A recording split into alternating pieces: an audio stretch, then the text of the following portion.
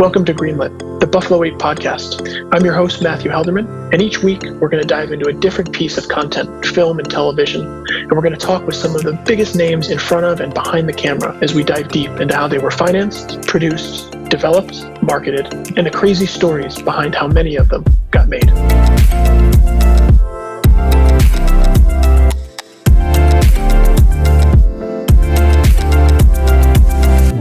Welcome back to Greenlit, the Buffalo 8 podcast.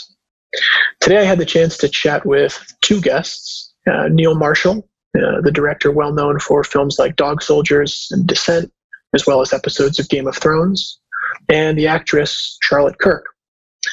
We had the chance to work with both Neil and Charlotte on an upcoming project called The Reckoning, which by the time of this podcast release, I'm sure will be just getting ready to be released out digitally. It was a really challenging film shot out in Hungary, in Eastern Europe, on a backlot. It was a period piece, really unique, sort of gritty kind of filmmaking you come to expect from the action and adventure style from Neil Marshall. Charlotte is the lead in that film, and Neil is the writer-director.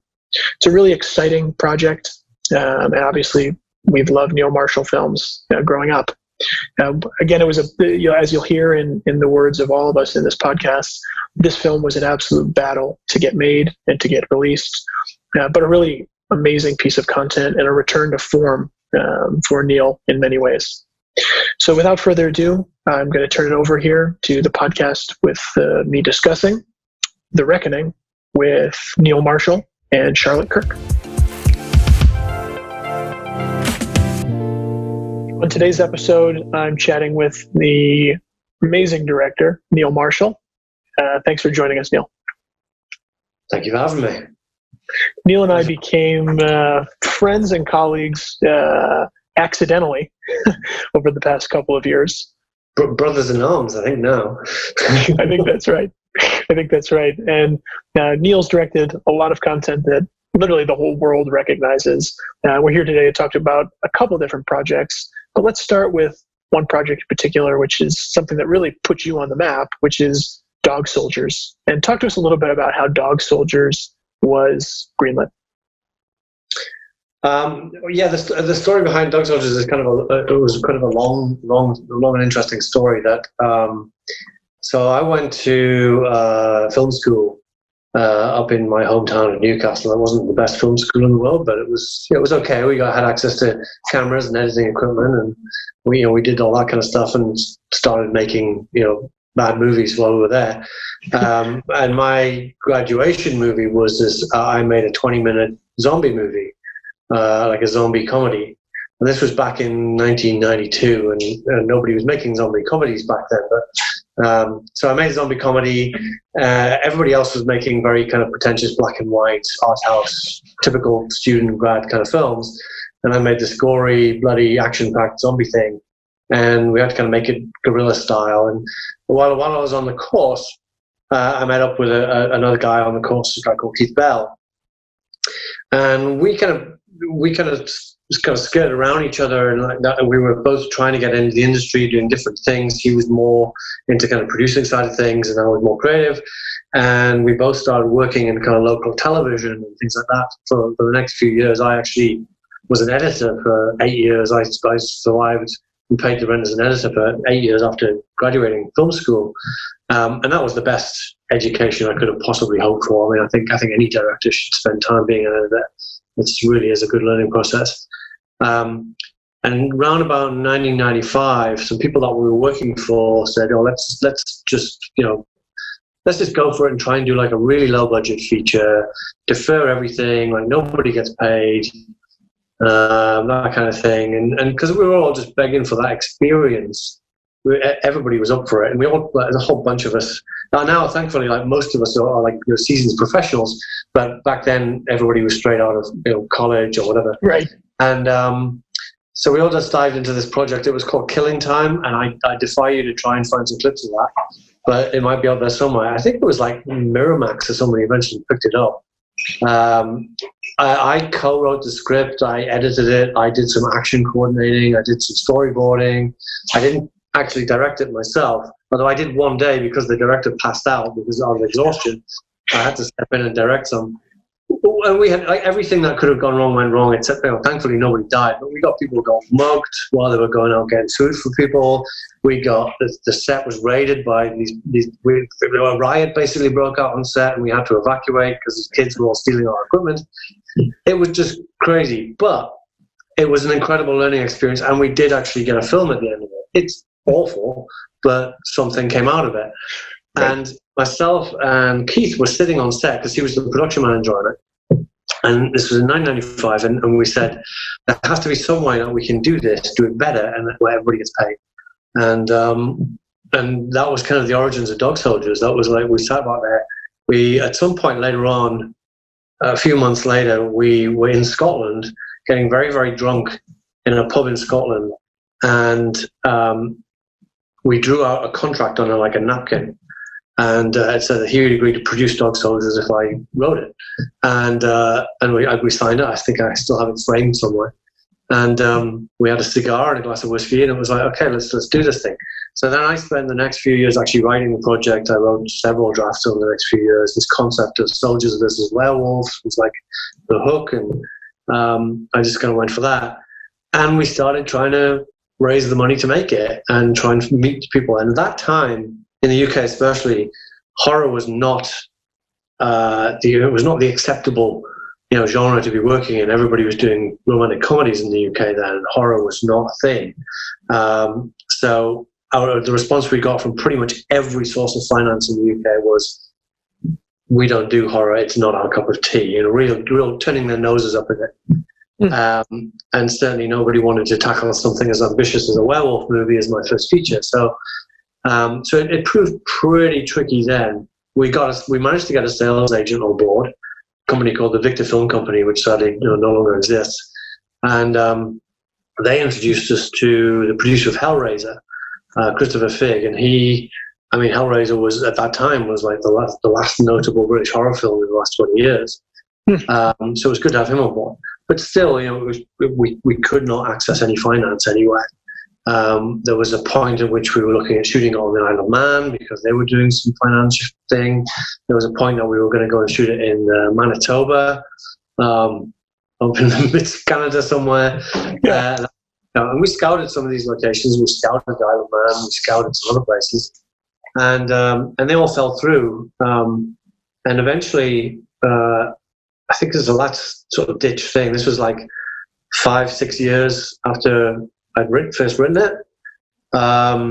The producer and the sales agent took it to AFM, and we'd drawn up like a poster, and we had like a little teaser trailer that I'd shot, and we made a maquette of one of the werewolves, this beautiful maquette.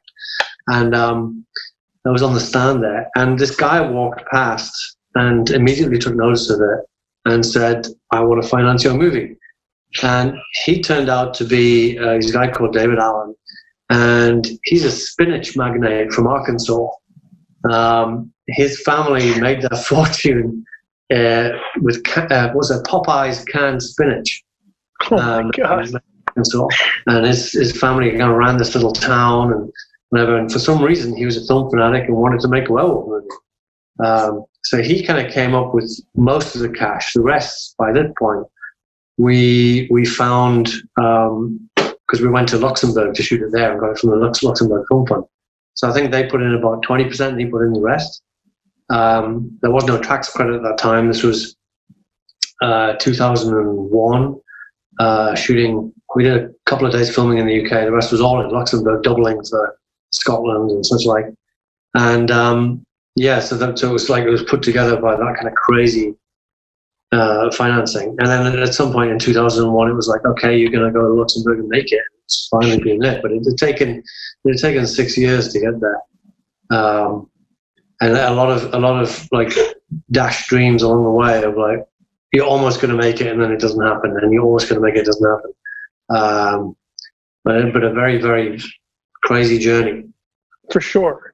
So this spinach magnate, I mean, the film obviously goes on and performs, becomes this cult film, launches you in a very big way, and really, in many ways, revived, like you've said, the sort of UK horror genre in a lot of ways, especially the low budget UK horror genre.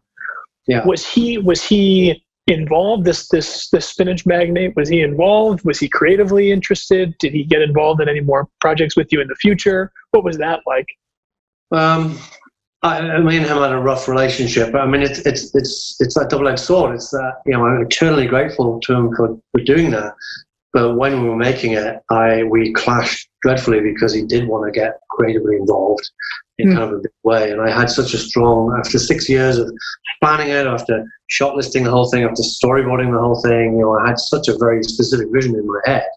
To then bump heads with somebody who was like telling me to change things. I mean, at one point, during filming, like, he insisted that we change the title to Night of the Werewolves, and no matter how much I argued, it was like, no, that's going to be the title, and that's that. And then thankfully, this very highly respected horror journalist from the UK did an interview with him and said, your title's awful, Dog Soldiers is a much better title. And thankfully, he's decided on the basis of that, not my opinion, but the basis of that, he decided to change it back, and so Dog Soldiers was born. So that was a difficult relationship for sure. And the sad outcome is that it did prove to be a success, and yet and people always asking me now, like, Dog Soldiers 2, Dog Soldiers 2. I've had that question asked me for the last 15 years, and I'd be more than happy to do it, but he doesn't seem to be that interested, or he was interested a while ago in doing it without me, and now he doesn't seem to want to do it at all, or we can't get in touch with him or anything. So, but I would do one if I could. Does he hold the rights, Neil? He holds those rights? That's the price that you pay for having somebody come in and put up, whatever it was, $2 million for your movie, is that he owns the rights.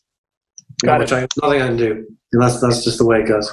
What was the release? The other thing was, and this was a big lesson learned, was when we finished the film, it got picked up by Pathé in the UK, and they got really behind it, gave it big theatrical release, big coverage. It got picked up theatrical everywhere else in the world, except the States. In the States, he controlled the rights for the US distribution, and he took the first offer that came along, which happened to be the Sci-Fi Channel.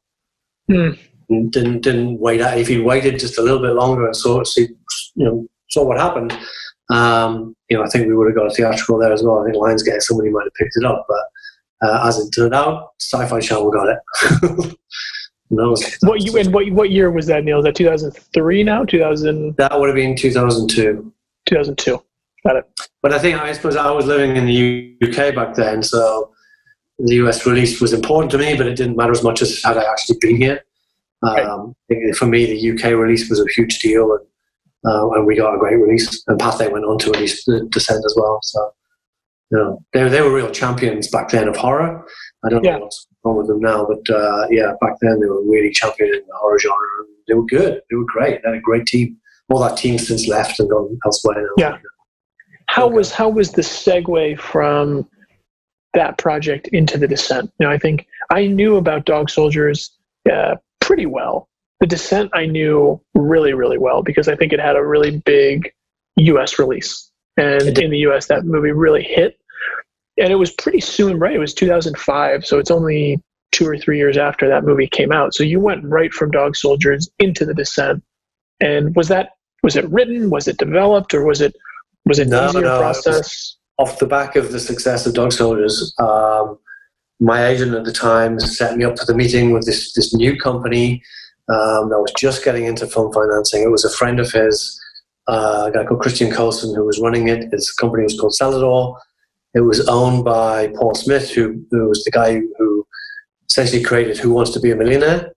Okay.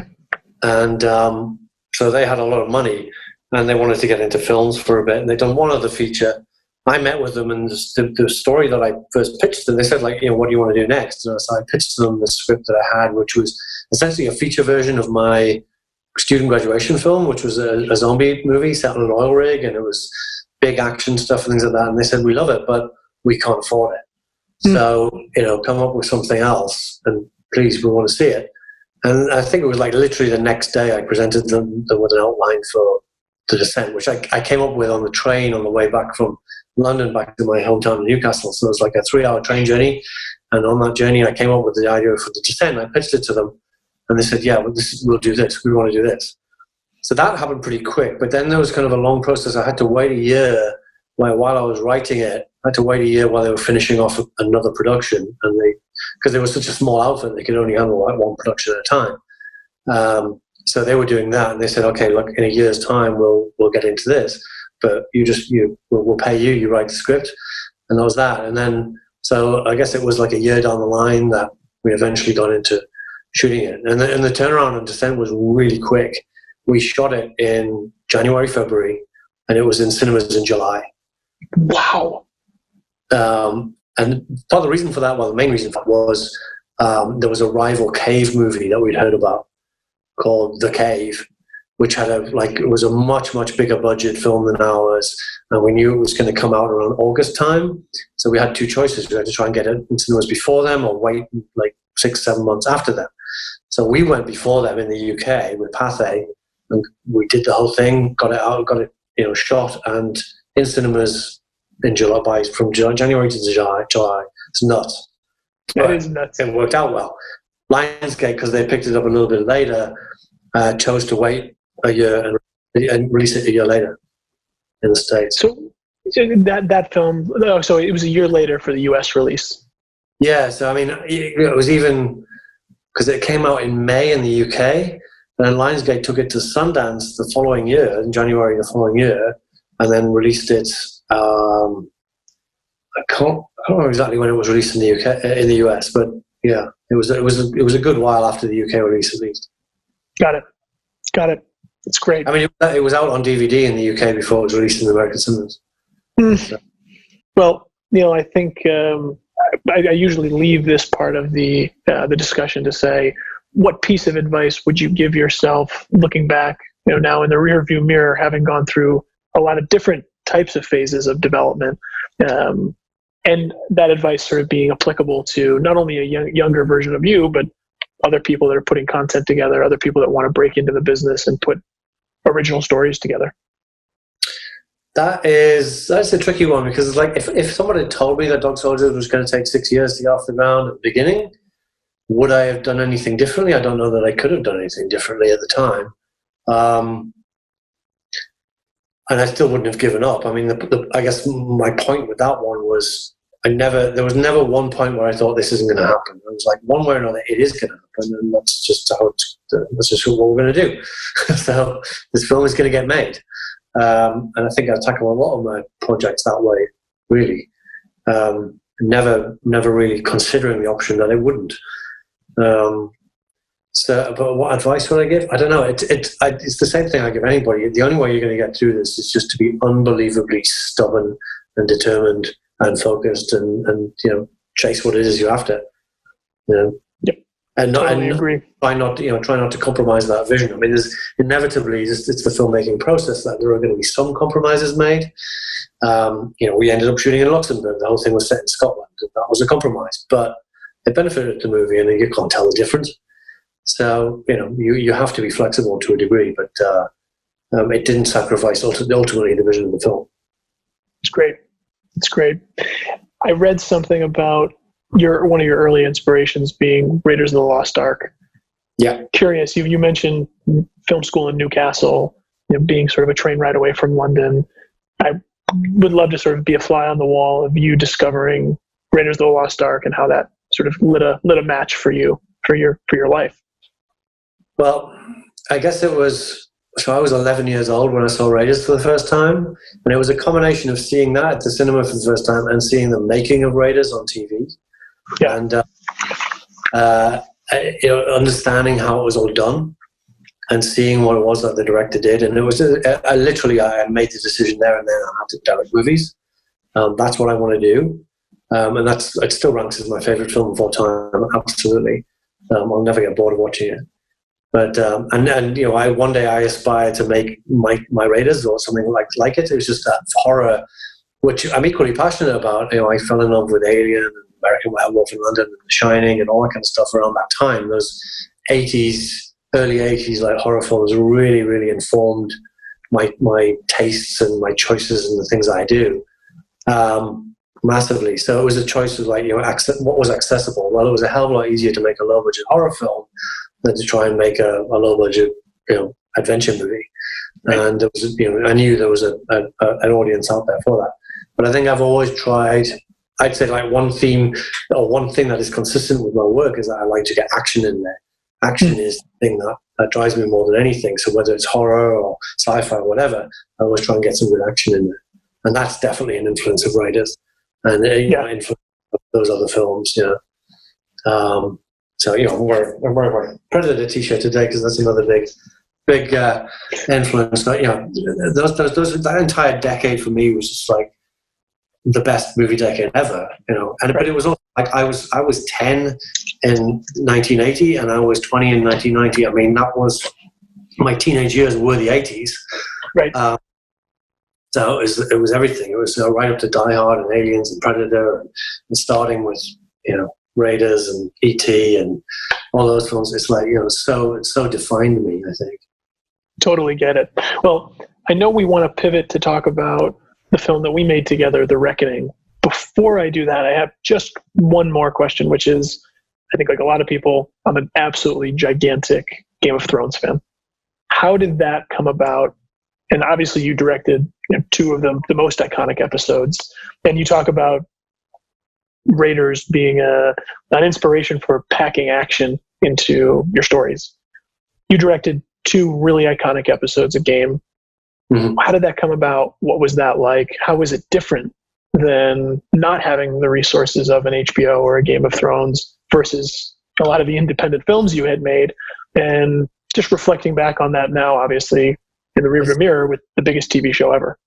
Yeah, no, I mean, it's crazy to think that like the budget for those episodes was bigger than, many of my films combined. So that was just one. So, I mean, what happened there was that I did a movie called Centurion back in 2010. And a lot of the crew, particularly the stunt coordinators and the horse masters, it's just like went directly from that and started work on Game of Thrones. And season one had happened. I got wind of it. I got a sense of what it was. I'd never actually seen season one. But I thought this was something that was really interesting for me. And I approached HBO through my agencies or whatever, and the response that I got back was very firmly like, we have our directors, our school of HBO directors, and we're not looking for anybody else. That was that. And then, so maybe a year passed after that, and I get a phone call one Saturday morning from the producer, from Bernie, the producer on Game of Thrones, saying, do I want to come and direct an episode? And I was like, well, yeah, absolutely. Of course I do. I would love to. Like, when is it going to be? Like, do you need me in like 3 months or 6 months, whatever? She said, no, I need you on Monday morning at 9:00, and you've got a week to prep the biggest episode we've ever done. How do you feel about that? And I was like, sounds excellent. Whatever, we'll give that a go. So what had happened was they'd actually lost their original director at the last minute. I don't know who that was. I don't know why. It was for personal reasons.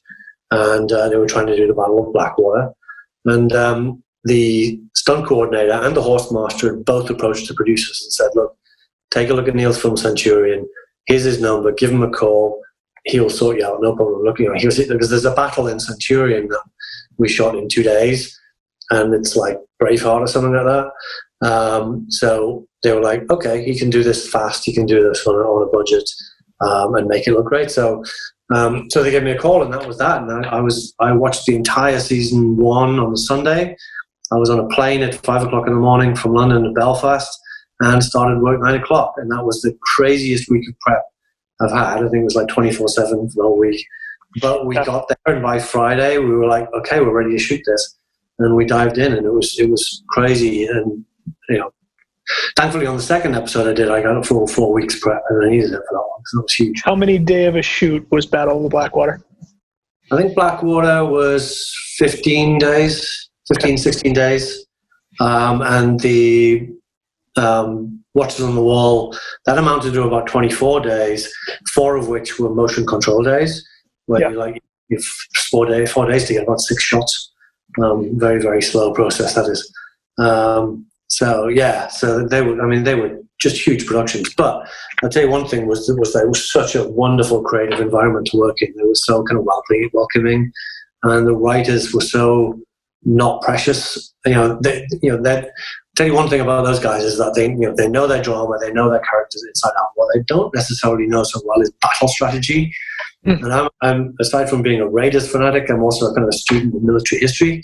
And what I've kind of brought to the table was a sense of strategy to both battles, actually, but particularly to Blackwater, of what it was that both sides were trying to achieve and how they were going to achieve it, and what equipment they bring, and all these questions that really didn't exist in the script.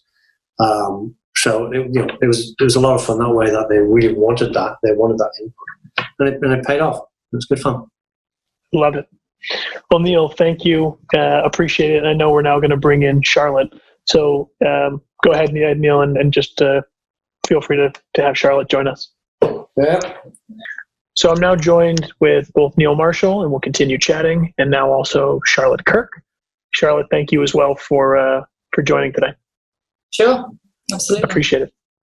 And so we started off Neil's discussion by talking a little bit about us all becoming sort of fast friends by a force of nature with a movie called The Reckoning. By the time this episode comes out, The Reckoning will be releasing. But would love sort of a similar backstory. I know you guys wrote the film together. I know you've been involved with it together from an early stage. Talk me through, very similarly to how we just did with Dog Soldier, how this movie, The Reckoning, got made and how it almost didn't get made about a dozen times. A life report machine, wasn't it? It was a bit. So we began collaborating in 2018 with two scripts that we wrote back to back, and the second of which was The Reckoning. I think we wrote that around about May 2018. Yeah. So, like, in comparison, like Dog Soldiers, The Reckoning was actually a really quick turnaround from going from scripts to production within a year. So we wrote that then. Initially, we had a totally different producer and production company on board right at the start, and they were hoping to start to finance it, cast it, finance it, and shoot it at the end of 2018. But the idea came to us, didn't it? They said, "Do you want to make a story about witchcraft in the UK?" And it's already financed, it's ready to go. So, that's not surprising. Yeah, so that kind of gave us the germ of the idea. So we were like, absolutely, it's ready to go. The producer that want to do it, it's already financed. This is a dream come true. Yeah. Of course, you do it, you write it, and then you discover, oh, actually, no, it isn't financed at all. We're going to have to go out and find the finance. Yeah. Go figure. So that proved to be a fruitless task. So kind of that producer or those producers left the project. Another producer and production company stepped in, and they were the ones who said, okay, well, we do have the money, and we're going to shoot it before the end of the year. Oh, no, but we just have another offer that said, from someone else, that said, we want to do it next year. And we said, we can't do it next year. We have an offer right now from a producer that wants to do it. Yeah. Which turned out that he didn't have the money. Yeah. And, so there's a second producer had come in. They also didn't have the money or whatever, couldn't put it together. So then that kind of expired. We even went to the point of like doing a very, very vague location scout on that one, but it was never going to work. So it was like that didn't happen. So then, when we did do some scouting in the UK for it then. So then that all collapsed again. That was like in January, February of 2019. And we didn't know where to turn then. And then this third producer stepped forward, your friend and mine, stepped forward and said, I would love to do it, and I have vast amounts of experience. And my name's not on IMDb, but that's because I don't want it on there. Yeah. But he has lots of experience, and we didn't find out till the day before shooting. We're trying on costumes, rehearsing with actors, and then we got a call. We pulled out the room, and one of the line producers said to us, we just have to let you know that you might be closed down tomorrow because you have no money in this film. We had got to a certain point. I mean, we'd made the decision that we were going to go out to Budapest, because I'd found this backlot out in Budapest that had all, like 90% of the sets that we needed already built. So we'd had that. I was out in Budapest kind of almost full time. Started work out there with I can only presume now it was all debt. It was all on like crazy bridge loans or something. But there was a line producer there that was working and location scouting and all this kind of stuff. Only to find out that line producer then got ditched. And the couple line producer. Yeah. Well, she was like 9 months pregnant at the time, which just seems like a really bad idea for a line producer to be. If she was going to have the baby during or in the middle of production, one way or another, it wasn't going to work. So they left. And then I was in Budapest wondering what is going to happen here. Somehow they're still pushing forward, still casting, still got, getting hair, makeup, everyone on board, the team. We were meeting people, we were casting it as best we could, we were doing all this kind of stuff on maybe from what turned out to be a completely false front. But at the time we thought it was genuine enough. And then a friend of yours that we met up in South Africa, introduced us to another friend from South Africa who lives in China, but wanted to invest in movies. Because the so-called producer said he has the money, but it would be good to have more. But we have it. So I met up with my South African friend, going through his phone book saying, we need money. I know I have a hunch that we don't have all the money we need. So we're going sitting there, going down his phone book and say, this guy, let's call this guy. He loves movies. So we called him and he said, I'm in. Let's do it. Are we allowed to name any names? Yeah, especially this person. I think in particular he would probably appreciate it. Yeah. Okay, so it was our friend Vaughan Adams who introduced us to this guy, Michael Marks. And Michael basically stepped forward and put $500,000 into it because he always wanted to get into the film business and wanted to have a go producing this thing. And so, he saved our bacon at the 11th hour. And also, I have to say, Daniel was great as well. Yeah, we brought in an active producer to be our on the ground producer while we were shooting. Daniel Conrad Cooper, who again he's kind of stepped up, and there was quite a lot of that going on around us. Things that I think from very very early on in the process, people seemed to see a value in this project. Yeah. And including yourselves, who gone way above and beyond the Call of Duty for it. When you have your line producer or whatever, stepping up and actually putting some of his own savings in it when he was only meant to be over a little hurdle mid-shoot or something like that. And then you have other people since then in post and whatever, everybody's stepped up their game.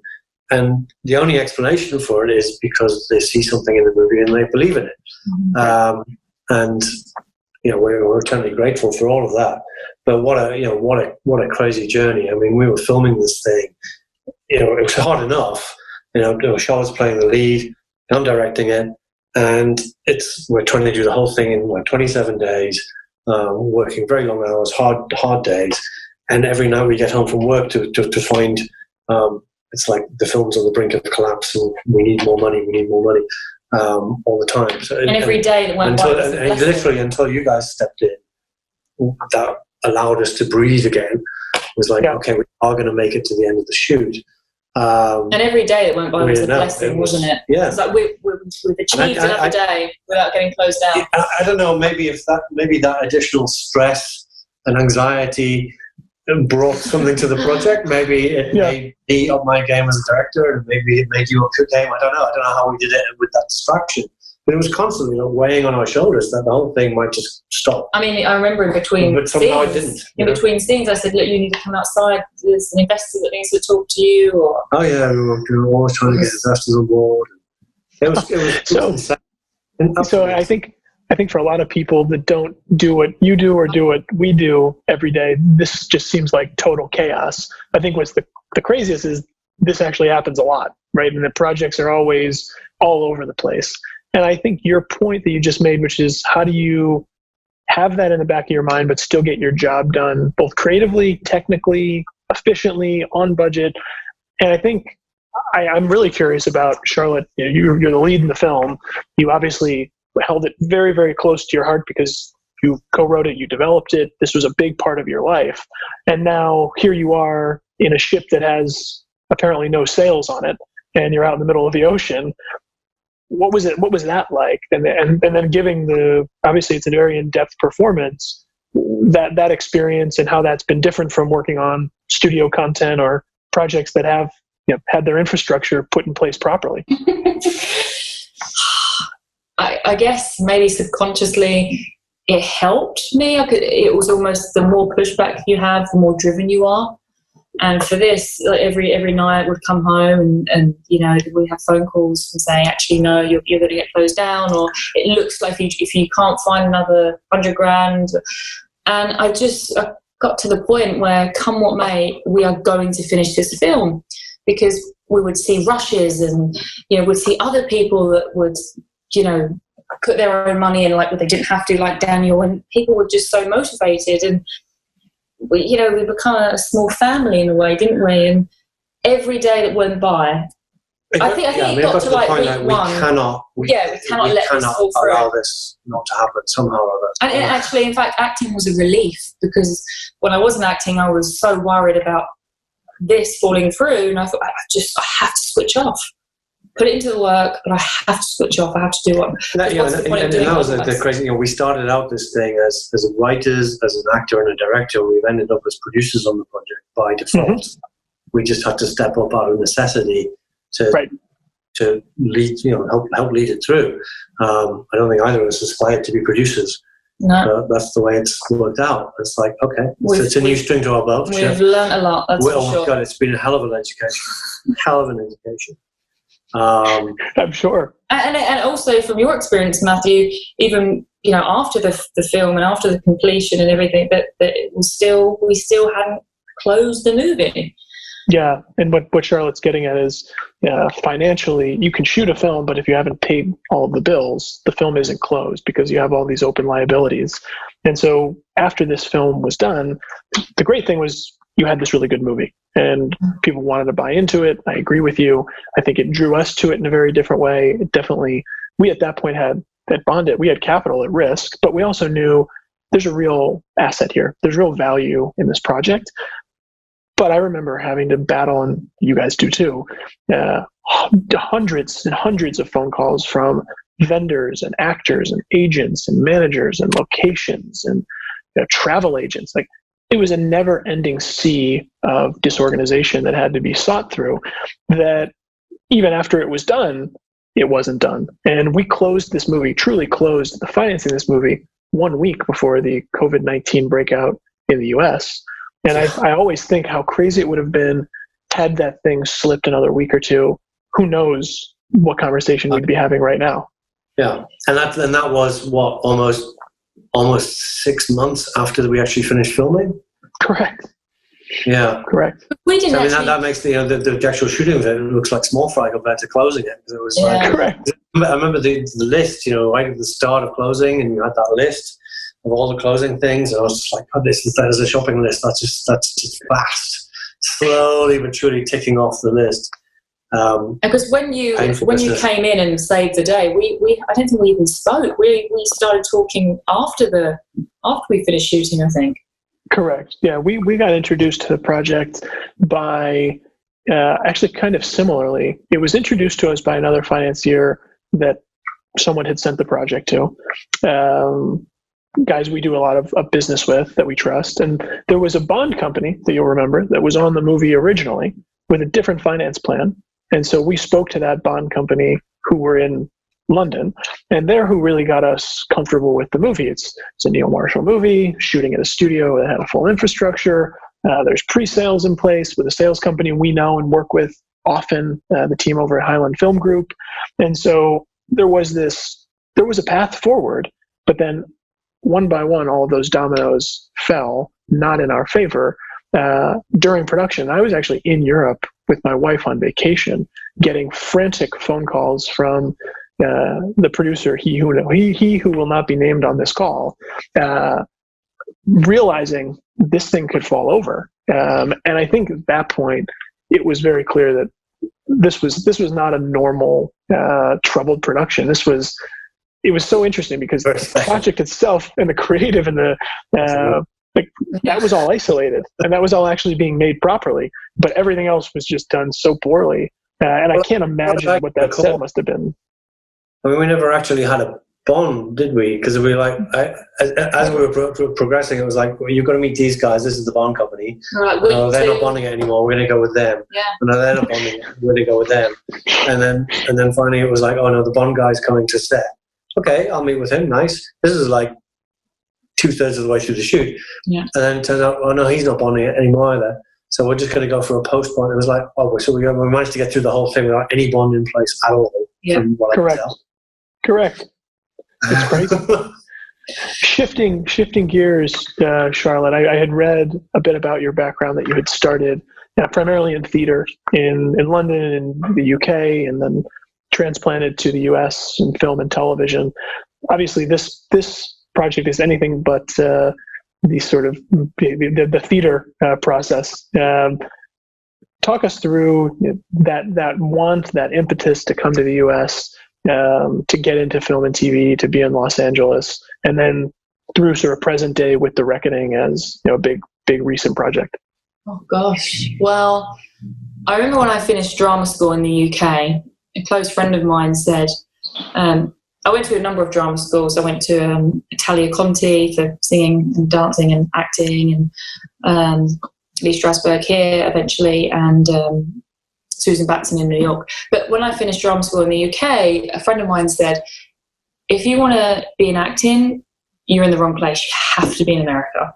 And that was it. I was like, okay, fine. I'll make it happen. I'll go to America.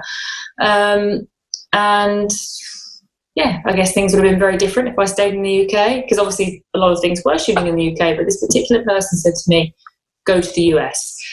And that's what I did. I originally went to New York and was staying with a friend there for a while, and New York was great, and I was just figuring out my visa at that point, the O1 visa.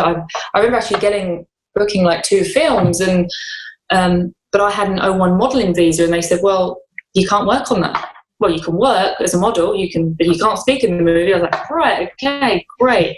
So I spent like a year just going to school here, Lee Strasberg, and then just gathering up all my papers to really try and apply for this O1 acting visa. Thankfully, I got. Now I'm on a green card, thank God. But yeah, so, and then just doing the rounds, really. I had a very good manager at the time, and was going on lots of auditions.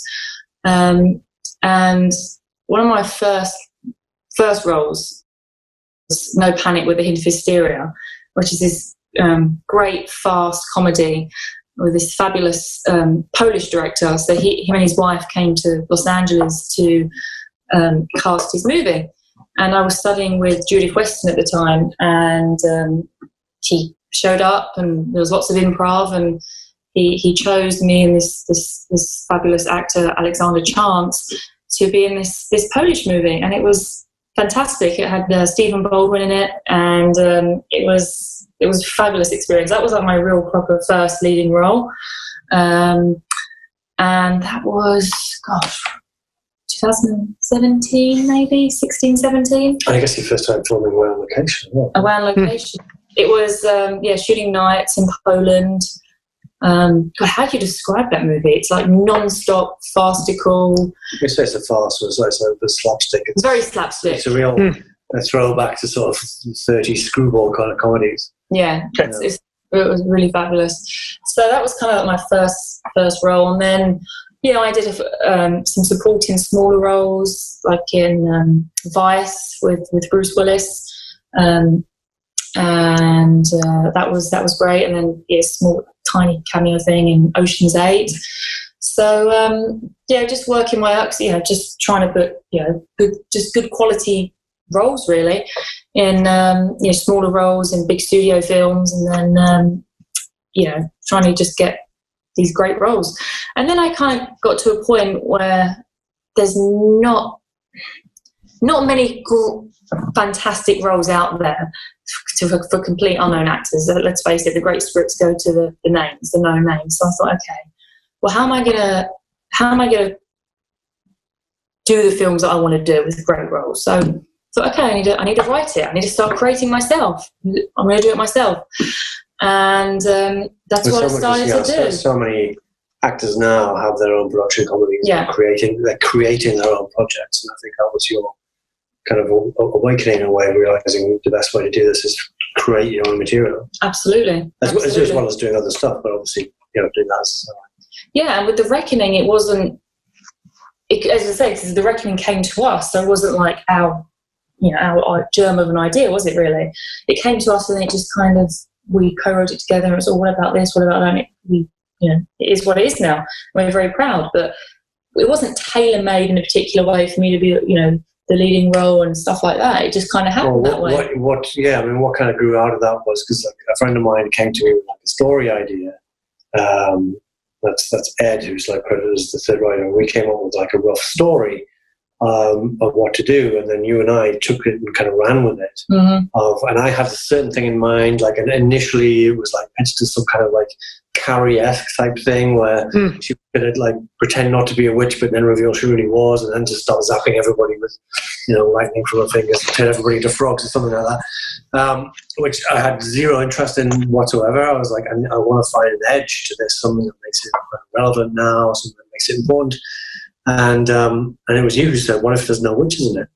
A witch film with no witches? A witchcraft film that deals with witchcraft and witch trials, but there's no witches in it." Yeah. And that just suddenly brought it to life for me as well. And then, and I think from that decision, the character of Grace emerged much more strongly and became a much more meatier role for you to play, and B, the whole film just became something more of substance.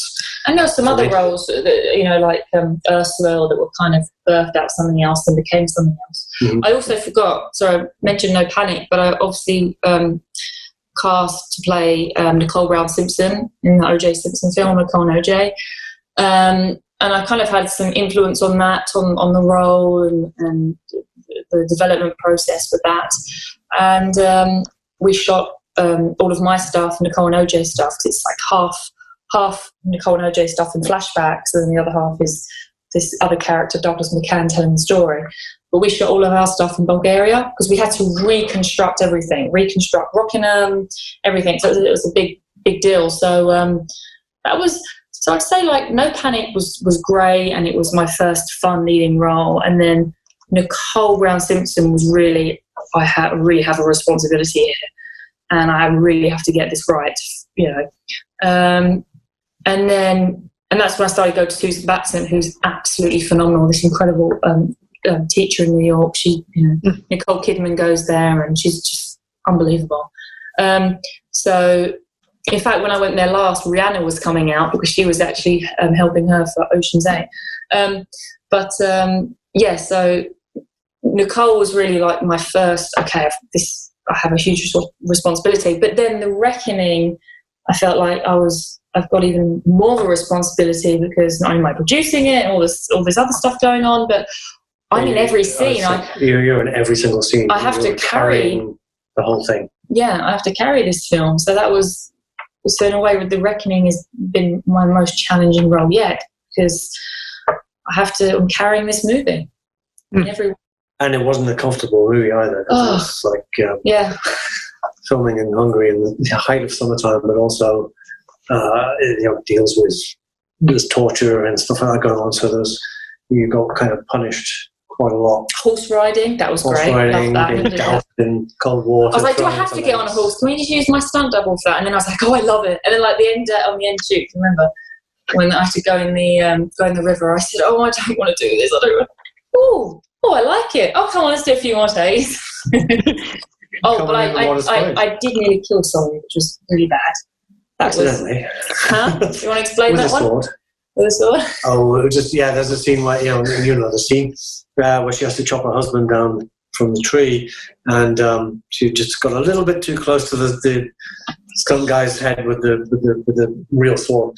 And saying, cut. I couldn't see, it was pouring a rain, and I was just There's a few. The adventures of filmmaking. Yeah. Yes. Really, nobody got hurt. Yeah. But you look back at it now, and it was a challenge, and it was difficult in every respect. But we are so proud of it. finish the mix today. Unbelievably so. I mean, it's looking and sounding amazing. It's been a hell of a ride, but we got there. It's certainly the film. Yeah. Really. And well, I asked this. It's your first. It's the first true kind of Neil Marshall film since Centurion, and that was 10 years ago. So it's great. Yeah, I asked Neil this question, and Charlotte, I'll ask the same to you: is now having had multiple chapters in a career so far in entertainment, what advice or what feedback would you give your younger self thinking about leaving the UK, coming into this business? And that advice being also applicable to other people looking to get into entertainment. Anything differently? I would say, trust yourself. Trust yourself. I always thought I wasn't good enough. I'm not good enough for this. I'm not good enough for that. And confidence. Trusting yourself and having confidence, going into that room, if it's an audition or if it's on set, and believing in it. It's not I hate interviews. I'm really crap at them and I'm a bit nervous because it's me. If I'm on set now, or if I'm going into an audition or whatever, I'm 100% confident because I know I'm going to do the best thing I can do for this character, for this person.